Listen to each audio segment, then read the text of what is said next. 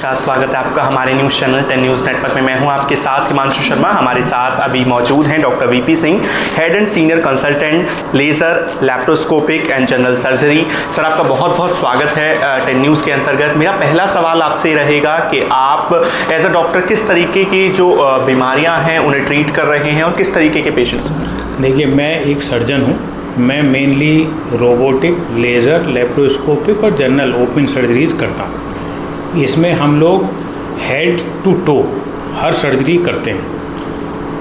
अब लेटेस्ट जो है हम रोबोट से करते हैं, क्योंकि रोबोटिक सर्जरी लेटेस्ट है और वो धर्मशिला कैंसर इंस्टीट्यूट दिल्ली के उन गिने चुने इंस्टीट्यूट्स में है जिन पे अपना रोबोट है जी।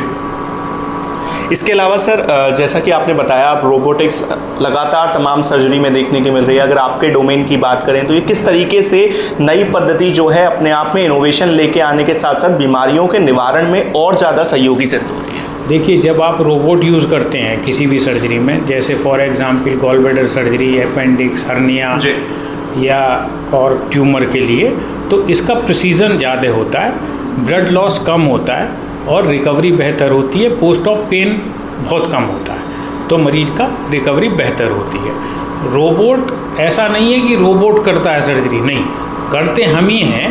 रोबोट केवल हमको असिस्ट करता है जी। हम कंसोल पे बैठ के जैसे अपने हाथ चलाते हैं वैसे ही रोबोट चलाता है। ये नहीं है कि रोबोट को कमांड दे दिया रोबोट सर्जरी कर, नहीं। ये जो रोबोट होता है it is like a servant, जो मैं जैसा करूँगा वैसा ही ये करेगा। पर यह है कि प्रिसीजन बहुत होगा। अगर मेरे को मान लीजिए नॉर्मली इतना घाव 10 mm का है, तो इससे वो 8-9 mm का हो जाएगा और मैनिपुलेशन कम से कम होगा, तो पोस्ट ऑफ पेन बहुत कम होगा, उससे रिकवरी बहुत अच्छी होगी। यदि बात करें लैप्रोस्कोपिक सर्जरी जो है और लेज़र सर्जरी है, ओपन सर्जरी, इन तीनों में क्या डिफरेंस होता है और किस तरीके से जो लेज़र सर्जरी है वो ज़्यादा बेहतर है और लैप्रोस्कोपिक? देखिए, जो ओपन सर्जरी है उसमें तो पहले बड़े चीरे लगा के काम होता था, तो उसमें टाँके भी ज़्यादा लगते थे, पोस्ट ऑफ पेन भी ज़्यादा होता था, रिकवरी का टाइम बहुत ज़्यादा, ब्लड लॉस बहुत ज़्यादा।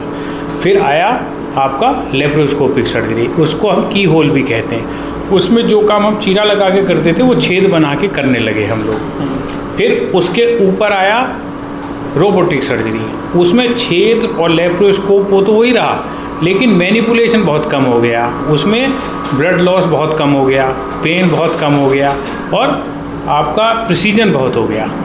तो उससे और ये एक इवोल्यूशन है और आगे अभी और बढ़ रहा है जी।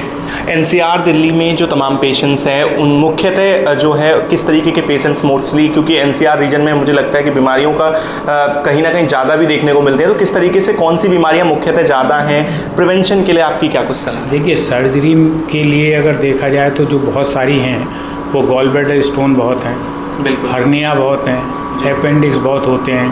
और अगर आप कैंसर की बात करें तो कैंसर अब बहुत फैल रहा है, बिल्कुल। इसकी वजह दो हैं, एक तो वातावरण प्रदूषित होता जा रहा है, दूसरा खाना प्रदूषित होता जा रहा है, तीसरा हमारा लाइफ स्टाइल खराब होता जा रहा है जी।